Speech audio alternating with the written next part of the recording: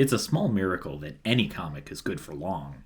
The need to continually be creative within the same sandbox, the demands of editors, the churn of collaborators, the taste of comic fans completely at the mercy of hype, the challenges of just, life make any long running comic a Sisyphean task to complete. I'm not here to sling mud at anybody's creative efforts. I just want to examine one of the most interesting periods of one of my favorite comics. I detailed in How Conan Conquered the Comics Code how the savage sword of Conan came to life in the space left open by a revised Comics Code authority to become an unlikely Bronze Age hit. Savage Sword would go on to become one of the greatest 1970s creations for Marvel, and one of my favorite comic books of all time. And to be honest, there's a ton that's been written about Savage Sword's early issues. Savage Sword's beginning has been thoroughly celebrated. But Savage Sword of Conan was not always one hit after the last. It went through a few distinct eras that made its publication into an interesting tapestry of good, bad, mediocre, and weird storytelling. After its initial run of greatness, it slumped into a strange period where it felt adrift on the Viliette Sea. Seldom truly terrible, but there were pieces missing from its enchanting first 6 or so issues. While much has been written about Roy Thomas's glorious first run on Savage Sword, less has been said about the rest.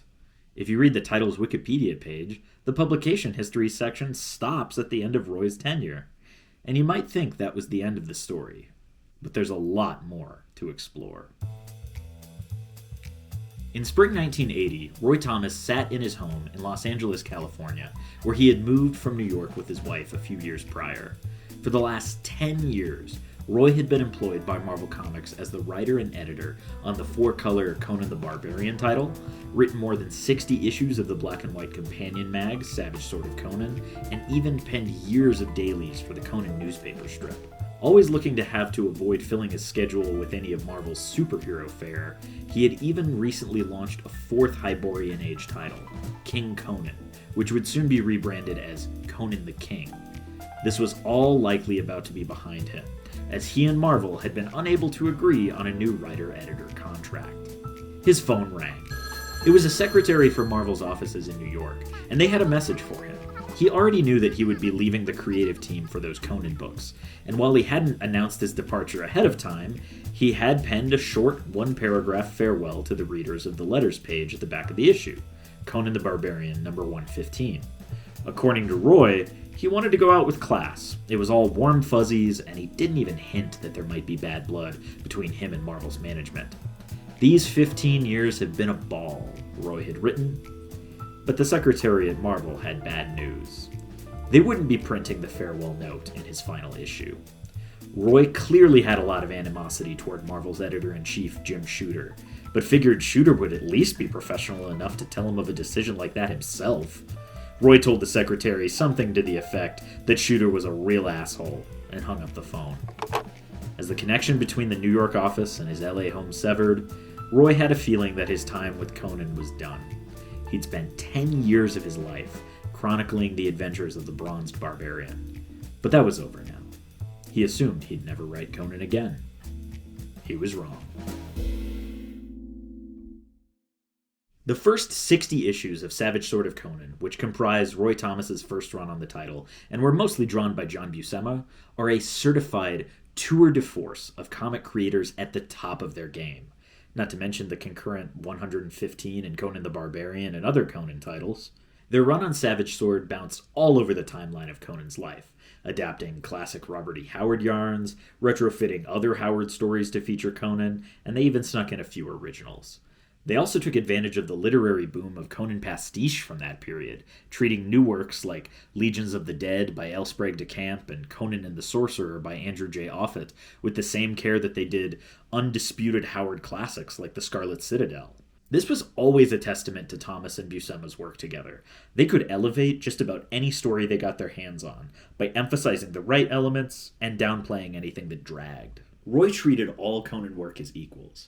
He didn't just choose to adapt the major works like Black Colossus and Red Nails, though those were certainly present, but he tackled less celebrated works like Drums of Tumbal Ku and The Servants of Bit Yakin within the first 25 books. The really easy thing for him was that as editor and writer of the book, he He could make all the editorial decisions, assign himself whatever he felt best to write, and then turn it over to John Buscema to pencil, as was the Marvel method, before he would complete scripting the book. Since Savage Sword was free of the constraints of the Comics Code Authority, it could tell full-length stories with all the impalements in battle, the horrifying god creatures, and nubile Nemedians intact. That fact is important when translating Robert E. Howard's work, which was frequently dark and salacious.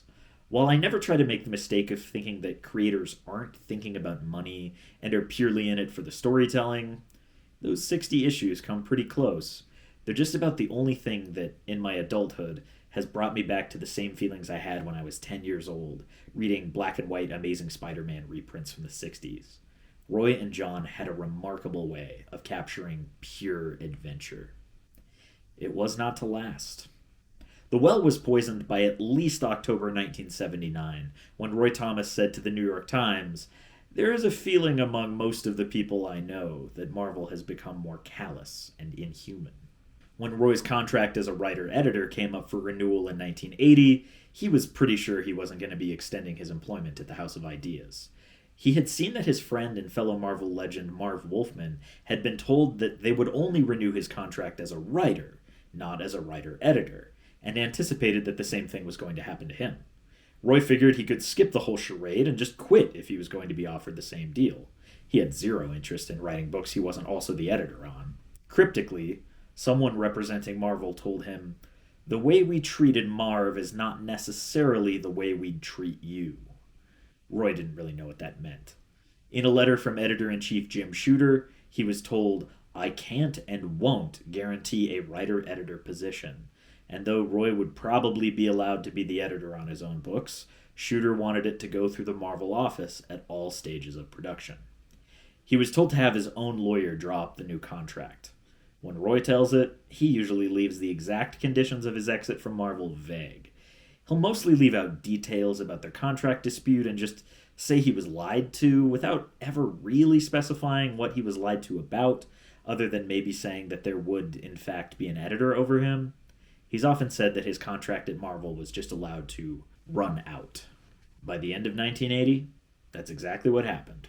Roy didn't deny that he had beef with Jim Shooter, who was Marvel's editor-in-chief at the time, but figured he would just go away. A word about Roy Thomas. He was probably a good fit to write Conan, not only for his narration skills and his vivid imagination, but because he's like the Cimmerian in one important way. He does not like to give second chances. Barry Windsor-Smith once lied to him about what the word wanker meant when he used it in an early Conan story, and Roy says he never trusted Barry again. Jack Kirby changed his mind about something he told Roy he was going to do in a Fantastic Four story, and Roy said he'd never trust Kirby again either. Writing even years after his exit from Marvel, Roy's distaste for editor-in-chief Jim Shooter is still palpable. Roy paints Shooter as conniving and manipulative, but to his credit, Shooter had whipped Marvel into shape in Roy's last years there, and was extending very good page rates and rights to its creators, at least relative to the rest of the industry. Shooter had been the stabilizing factor in a revolving door of 5 editors-in-chief at Marvel, which included Archie Goodwin, Marv Wolfman, and yes, Roy Thomas. Whereas Roy had been a very hands-off editor, allowing his writers and artists to do almost anything they desired, Shooter was very much in people's business, and frequently rewrote dialogue and directed stories. Yes, Shooter killed Gwen Stacy, but he also helped mastermind Giant Size X-Men #1. He oversaw the ill-advised and much maligned Avengers #200, but also helped turn Daredevil into a superstar, as opposed to the weak tea Spider-Man, as Marvel historian Sean Howe put it. I mean, the month Shooter took over Marvel, they published 45 comic books, only 26 of which shipped on time. They even received a phone call from the printer asking, "Are you guys still in business?" That situation didn't last long under Jim Trouble Shooter. While Shooter was very controversial, it would be really hard to argue that he was not also vital to Marvel's success for much of his tenure. Both Thomas and Shooter probably deserve some slack. According to Len Wein, it was an impossible job, and as long as we kept doing that impossible job, they wouldn't believe it was impossible. Roy noticed that in his final King Conan issues at Marvel, there were a few details he perceived as slights directed at him. Instead of the letters pages reading Dear Roy, as they had for a decade, they more generically opened Dear Editor. He was being listed only as the writer, despite having done most of the editorial as well. It's clear that nobody on the outside anticipated his departure. In the letters page for Conan number 115, which was also the book's 10th anniversary issue, one letter says, "Here's hoping for 10 more years and 10 beyond that." I wonder how disappointed that reader was to pick up issue 116. By the time Roy received that phone call from the assistant at Marvel HQ, he was content to let Marvel and Conan the Barbarian take a long ride down the river Styx. He flew to New York as a personal favor to Marvel president Jim Galton and held a meeting with Galton, Stan Lee, and Jim Shooter. Roy was told he could sign the contract or not, to which he responded, "It's been a nice 15 years," and walked out of the office. He went downstairs to meet his girlfriend and said, "I feel very dirty. Let's get the fuck out of here." Roy's time with Savage Sword of Conan was not done forever, though, and strangely enough, it wasn't even done in the short term. With its chief creative officer having left the Savage Sword of Conan, not to mention how people talk about the next 100-some-odd issues today, one might expect it to become an immediate dumpster fire. But strangely enough, Savage Sword was about to enter one of its most interesting periods. After Roy left Marvel, about the time issue 60 came out, there were still about a half dozen issues of Savage Sword that he had ready to go. That would keep the title chugging for a while, seeing as it was only published semi-monthly, except for the high summer season. But Roy's final issues didn't get published immediately. Instead, new writer Michael Fleischer's first issues made the page, followed by two by Bruce Jones, before Roy's name was listed as the author again. This confused some loyal readers when Roy's last few stories came out. Was he back? Unfortunately, no, he told fans at conventions and through the mail. The Fleischer scripted issues 61 to 63 are pretty good, jumping through some of Conan's middle life. Issue 61, The Wizard Fiend of Zingara, features some scheming royals, some magical trickery, and some dungeon crawling, for an issue that picks up nicely where Roy left off. 62's The Temple of the Tiger is a Red Brotherhood pirate story with an island of Amazons. Moat of Blood in issue 63 is a little dorkier, featuring a sentient kelp monster thing inside of an evil king's moat. Weirdly enough, Conan fights some kind of sea monster in all three of Fleischer's first issues. The real surprise is issue 64, penned by Bruce Jones. Children of Ron, featuring Conan helping a young girl, who as you could probably guess is not just a regular young girl, return to her people, stacks up favorably against almost anything Roy Thomas ever wrote. Jones would plot and script 10 issues altogether, mostly up to number 82. He also wrote issue 8 way back in 1975. But his issue number 64 is his finest. In fact, issue 64 is probably better than some of the Roy Thomas issues that follow it, as though Roy is riding on autopilot for a few, knowing that his tenure is coming to an end. Roy did choose to go out with a bang, though. Issue number 68, Black Cloaks of Ophir, is a fun, politically intriguing tale which shows off some of Roy's best abilities to write engaging prose and showcases Conan as more than just a beefcake who can swing a sword. Issue 69, Eye of the Sorcerer, his truly final issue on Savage Sword for over a decade, is a ridiculously epic, beautifully drawn adventure story that could be adapted into a D&D campaign that would make Matthew Mercer blush. It's quite the feat that he was able to squeeze the whole thing into one issue. And with that, Roy was gone. Michael Fleischer picks up for real as the writer after issue 70, with some serviceable body horror and monster masses in his first few issues as Savage Sword's permanent chronicler. Fleischer's a noticeably different writer than Roy. He has a different feel for things and favors other aspects of Conan's mythology. Roy has a deft hand for mirroring Howard's florid prose in a way that feels serious and adds weight to his narration in fight scenes that otherwise might just be filled with sound effects of clanging steel and bellows of pain. Fleischer's writing is a little more tropey, a little more Saturday morning cartoon than 1930s pulp. While Roy preferred Conan's piratical periods and his Kozaki Raider stint, Fleischer sets many of his stories in the period of Conan's life where he's acting as a mercenary for the city-states of Corinthia, a time only alluded to before him. He makes use of original, recurring villains far more than Roy does, and explores fewer lost cities with magical MacGuffins. And while Roy adapted many pastiche writers, both decades old and contemporary, Fleischer pretty much stuck to originals. Michael Fleischer and Bruce Jones trade issues for a little while. Jones's The Dweller in the Depths in issue 70 is fun. The Lurker in the Labyrinth by Fleischer is a pretty good time in the following issue as well. I would be remiss not to mention one single issue during this period written by X-Men revelator Chris Claremont, who I would bet sits on most readers' Mount Rushmores of Bronze Age creators. Issue 74, The Lady of the Silver Snows, is a dramatic, rich, romantic one-off story drawn by Val Myerick and surpasses almost anything else on the title. I've never really seen anyone mention this story, but it's a hidden gem that deserves to be in the conversation of greatest Savage Sword stories of all time. I wrote about it in detail in my column, The Unsung Sword of Conan. And with this last gloriously high point of adventure storytelling, Savage Sword of Conan's peak was over. Late in the evening, sometime in 1979, the Comics Journal writer Gary Groth strode into the Manhattan apartment of sci-fi author Harlan Ellison for an interview that would last until 3 in the morning. Groth was looking for Ellison to sling some shit. He admits it was his MO at the time. He wanted a polemic. Ellison was all too happy to oblige and opened fire on people who are now considered the stuff of legend: Don Heck, H.R. Geiger, and H.P. Lovecraft. Oddly enough, Ellison doesn't mean it all exactly negatively.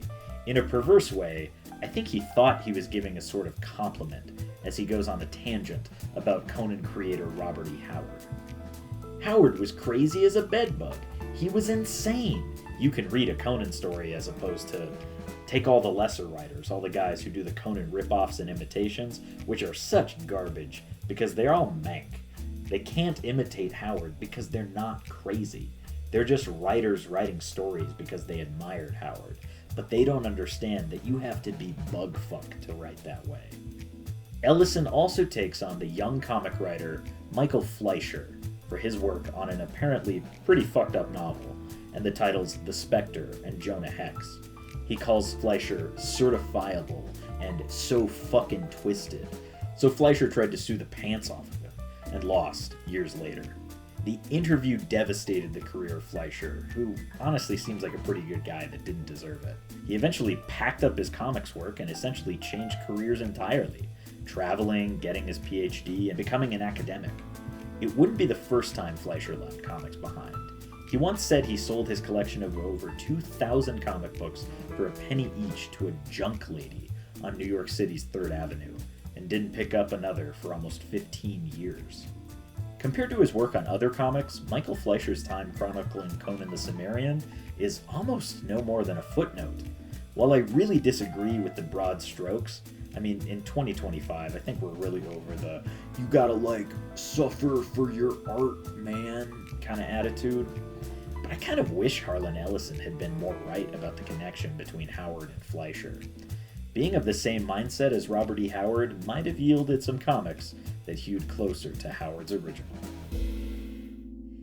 It's not great after issue 74. Unfortunately, Michael Fleischer's tenure on Savage Sword really sags, both in terms of ideas and storytelling. It starts almost right away, from his first story as the series' permanent lead writer. Issue 75, The Temple of the Twelve-Eyed Thing, is, for most of its aspects, a fine issue of Savage Sword. It might be a little boilerplate, but this thing ran for 235 issues. It would be a little unrealistic for me to demand that they all knock my socks off. However, issue 75 has one thing working against it. It introduces the villain Barak Shirak, who kind of sets the tone for what's to come. Challenging Captain Barak Shirak for the command of a pirate ship, Conan cuts Shirak's hand off and sends him tumbling overboard. The character Narella looks at Conan and remarks, "Mark my words, Cimmerian, Captain Shirak is out there somewhere, and alive, and someday he'll come back to split your black-maned head in twain, and when he does, 'twill be something of a pity, really." I couldn't agree with Narella more.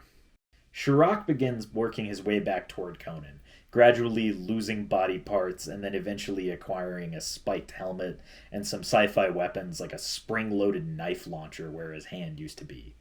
Barak Shirak feels like he's intended to be the Prometheus to Conan's Batman, an anachronistically teched up villain with a pointy helmet, mechanical augmentations, and eventually a laser gun. But whereas Prometheus is an exciting villain that makes you wonder how Batman will defeat his mirror image without becoming as bad as him, Barak Sharak just makes you wonder what Robert E. Howard would have thought of the whole situation. The helmet doesn't look menacing, it just looks dumb. The weapons feel like accessories for an action figure. And all that would be forgiven if Sharak's characterization was cool. But he's not even a particularly formidable foe. He's just an asshole that's more tenacious than the usual Hyborian Age bad guy. Much to my chagrin, Sharak would become a recurring adversary. The issues following the Temple of the Twelve-Eyed Thing fare a little better. Dominion of the Bat and the Cave Dwellers are more classic Conan adventures. Still, I started to find myself pleasantly surprised when I would close an issue and think, hey, that was actually pretty decent. For most of his run, Fleischer introduces his readers to a lot of original villains, most of which have a pretty silly superhero quality to them, like Sharak. Rarl the Soul Eater commands an army of hideous clay people to do his bidding, and oscillates between being a pretty cool threat and a pretty dweeby General Grievous type.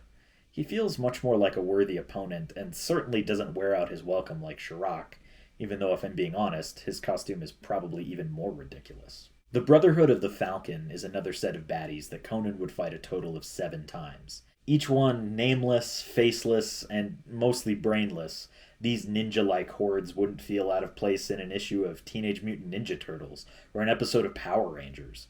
Always dead set on getting revenge on their nemesis Conan while never seeming to get anywhere close to winning. It wouldn't have surprised me if Conan had ever looked to them and asked, "Sorry, who are you again?"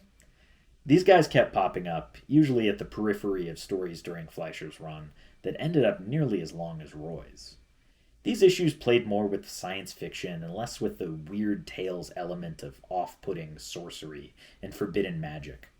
Like a James Bond film, many of the one-off villains are denoted as the bad guy because they're ugly or have an obvious deformity.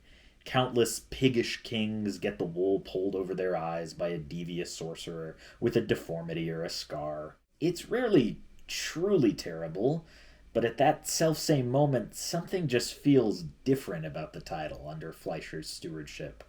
Some of the magic of the original is gone. Savage Sword has less of an identity. Death Dwarves Stygia, which seems to be missing an apostrophe or the word of in its title, is probably my vote for the worst issue of the entire series. Its plot is dumb and mean-spirited, the characters are uninspired, and even Val Meyerik's usually beautiful art is brought back down to earth by notorious corner cutter Vince Colletta. There are still a few excellent stories here and there, many of which are backup stories penned by Marvel All-Star Christopher Priest, then still writing under the name Jim Owsley. Issues 92 through 109 mostly feature B stories from him, and they frequently outshine the A story. Priest manages to be clever, exciting, and surprising in very few pages. Like Roy Thomas was prone to, he sometimes fills in areas of Conan's backstory that have never been explored, like showing us exactly how Conan ends up in King Yildiz's service for Tehran. One of the best backups is titled simply The Crypt by Jim Neal, William Johnson, and Jeff Isherwood, who's actually commented on my blog before, weirdly enough. It's an illustrated verse of Conan marching into a haunted castle to rescue Octavia from the Devil in Iron. Simple, short, and effective. After issue 112, the final continuous Fleischer-written story, Larry Yakata, Gary Kwapis, and Don Krar step in to contribute a few issues each before a third full-time Savage Sword writer would be picked. This time, it was Charles Dixon, better known to comic readers as Chuck. During my first read of Savage Sword, I was very excited to reach this point. Chuck Dixon's one of my favorite writers of the late 80s and early 90s. His Robin and Nightwing material is fantastic, and helped establish the Boy Wonder as his own hero outside of Batman's shadow. I was a little disappointed. Dixon's Savage Sword work continues many of the trends from Fleischer's run, rarely falling to the level of an outright stinker, but also seldom reaching any sort of adventurous heights. His first issue puts Conan up north, which is always a bit of a plus for me. We have so many legions of stories that take place in tropical or desert environs that it's always a nice change of pace to get Conan up in the snows. He defends a village from a werewolf horde, and it's fine. His second issue is pretty darn weird and features a subterranean race of monkey-like beings becoming friends with a long-lost father who's back from the grave, but not really. It kind of beggars description. It's not the last time that Dixon's stories would leave me a little baffled. Issue 140's The Girl of the Haunted Wood is memorable in that its warpy dream sequences are pretty different from the usual monster and magic fare. Chuck does have some highlights, especially with issue 144, The Waiting Doom. Pairing Conan up with Red Sonja, the two race against a company of men who wish Conan dead, featuring an iron masked giant named Rook and some eldritch god fun. Unfortunately, the highlights are outweighed by some paint-by-numbers Conan stories. It's kind of hard to actually identify why it gets worse, because Conan is still, in the strictest sense, doing what he's always done. But most issues don't feel tied to any specific time in Conan's life, which causes them to feel less sweeping, less epic, and maybe lacking in imagination. The villains all feel pretty one-note, and almost none of them are very memorable. Very few of the locales have the interesting stories that make you want to plunge deeper into their tombs of spider-haunted mystery. The title stretches on, feeling a little less tied to the original adventuresome spirit of Robert E. Howard's character, and more like its own generic thing. Every now and then you'll get a story set adjacent to Beyond the Black River or featuring a Howard character, but most often you could swap Conan out for a more generic fantasy hero and not much would change.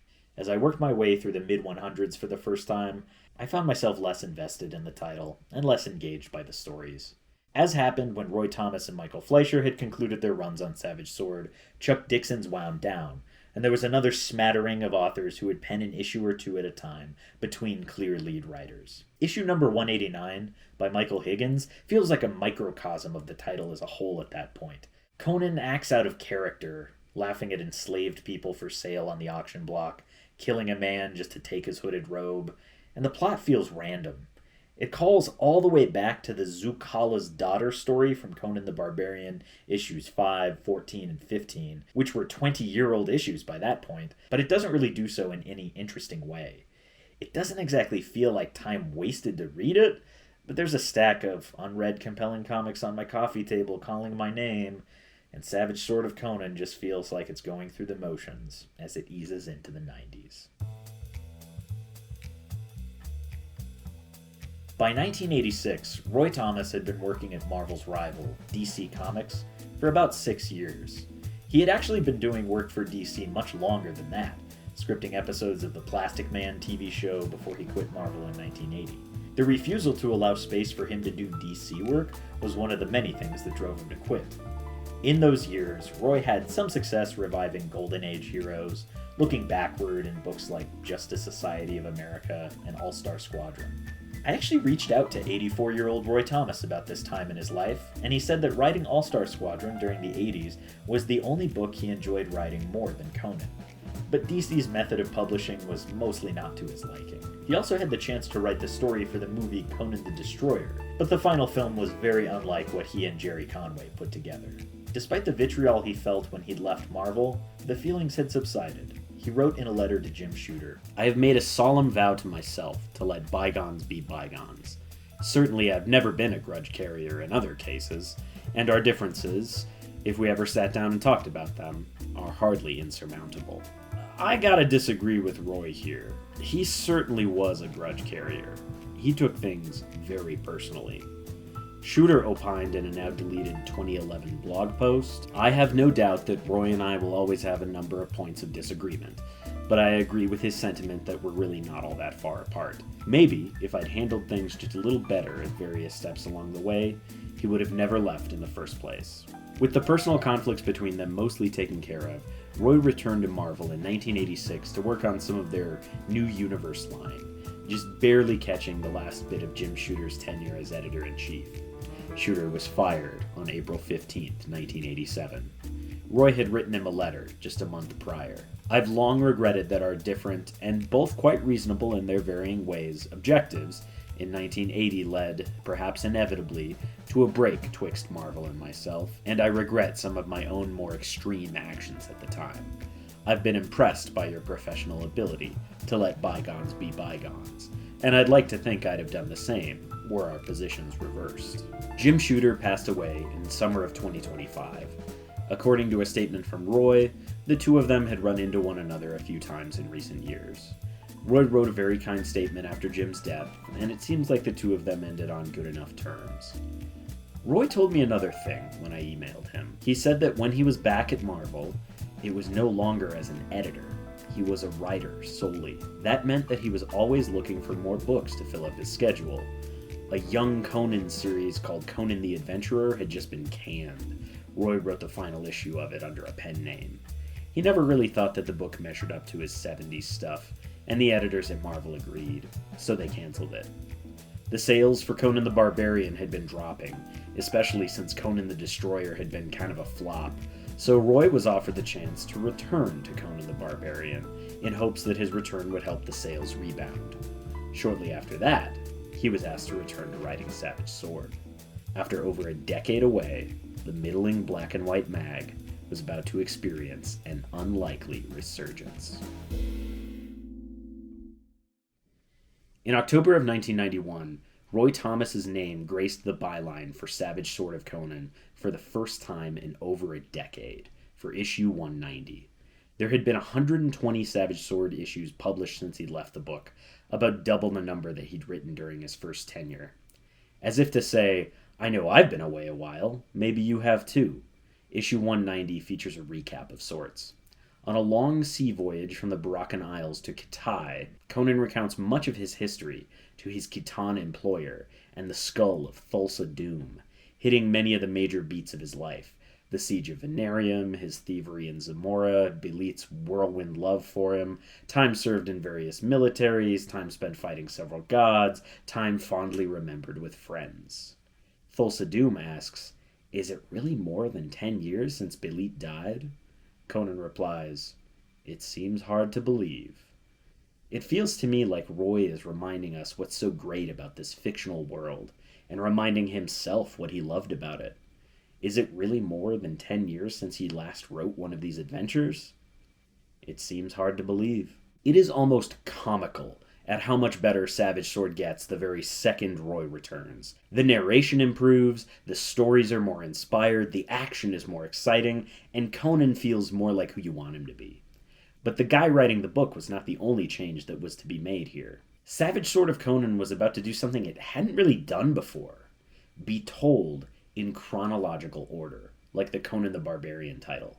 Yes, it begins with a 4-issue arc entitled The Skull on the Seas, but issue 194, The Witch Queen of Yamatai, would pick up right where 193 left off. Chuck Dixon had a few stories continue from one another a couple of times, but from here on out, the meat of Savage Sword would be a continuous narrative. Roy rolls together some of the best personalities of Conan's late career. We meet Valeria prior to her adventure with Conan in Red Nails. He expands the adventures and personalities of the pirates Strombani and Black Zorano from the Treasure of Tranikos. He takes second-rate Conan stories like Drums of Tumbal Ku and returns to their environs in a more fleshed-out and satisfying way that makes even the original feel better. Issues 202 through 206 tell a 5-issue arc entitled The City of Magicians. And it's a testament to Roy's writing that I don't give a shit that we don't even get to the titular City of Magicians until the last issue. The conclusion is a spectacular 50-some-odd page action epic that ends in an incredible impalement and an alley-oop style cleave. After the City of Magicians, Roy begins to lean a little more heavy on adaptations. Much of the rest of Savage Sword is adaptations of Conan novels, adding Conan to existing fantasy stories, or writing sequels and prequels to other adventures. Even though I've been singing pretty high praises, I don't want to mislead you.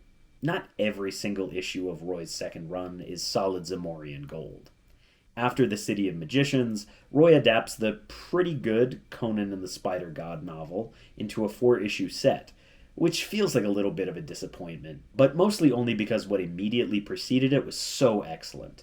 The pacing's just not quite as tight, and the story's not quite as adventurous as previous issues, seeing as Conan spends most of it blacksmithing, drinking, and doing some recon on a spider-worshipping cult. While John Buscema, the most prolific Conan artist, still did the pencils for this arc, the inking fell to E.R. Cruz, whose inks change Buscema's work quite a bit. He renders Conan a little sharper, like a Lee Van Cleef lookalike, and uses lots of hatching. Issue 211 kicks off an adaptation of Conan and the Gods of the Mountain, which is Roy's first real misstep back on the book. It's a direct sequel to the all-timer Red Nails, and the art feels like it's aping Barry Windsor Smith, which totally isn't a bad combination. It's just that the pacing is so incredibly slow. Gods of the Mountain is serialized in issues 211, 212, 213, 215, and 217, but not 214 or 216 for some reason. The adaptation already feels overlong. I bet Roy could have done it justice in 2 or 3 issues instead of 5, but it has several stories sandwiched between as if to lengthen it even more, mocking us. All the other stuff is great. Number 213 has some really fun backup stories. Number 214's The Reign of Philandra Thu is cool. And issue number 216 is an adaptation of, get this, a Tennessee Williams story. And it's excellent. Andrew J. Offutt's novel Conan the Mercenary is adapted in just 2 issues from 217 to 218, and it's much leaner and meaner than Gods of the Mountain, so it comes across as a real blast. The story quality wasn't the only thing that started to get a little more inconsistent after the 200 mark. Since Roy was now just the writer on Savage Sword, he didn't have control over things like what the covers looked like or which artists he worked with. Fine artists all, he says today, but it's pretty clear that very few of the late Savage Sword artists quite measure up to Buscema, Windsor Smith, Kane, Meyerink, and other heavy hitters of the early issues. Savage Sword goes out with 2 concurrently running storylines. Set in different parts of Conan's life, they bring together a bunch of different characters from his adventures. In one, he and Red Sonja join forces with old friends Turgle, Zula, and Fafnir.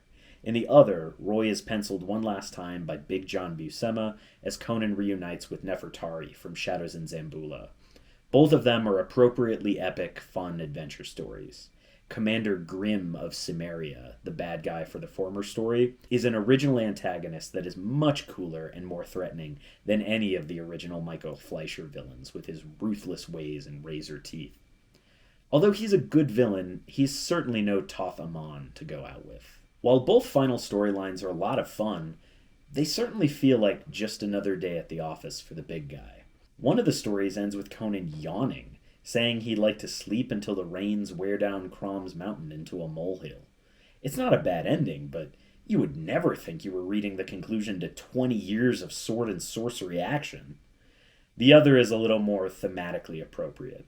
It has Conan walk off into the sunset, promising there will be many more foes for him to face before he lays down his sword one last time. Sure, just not in the pages of Savage Sword of Conan. By 1995, the year of its cancellation, Savage Sword of Conan was selling only about 4,700 copies per month. From 1990 to 1992, both Conan and Savage Sword had sat somewhere in the 60th to 80th best-selling book each month, but numbers gradually slipped. By 93, both titles fell out of the top 100 for the first time.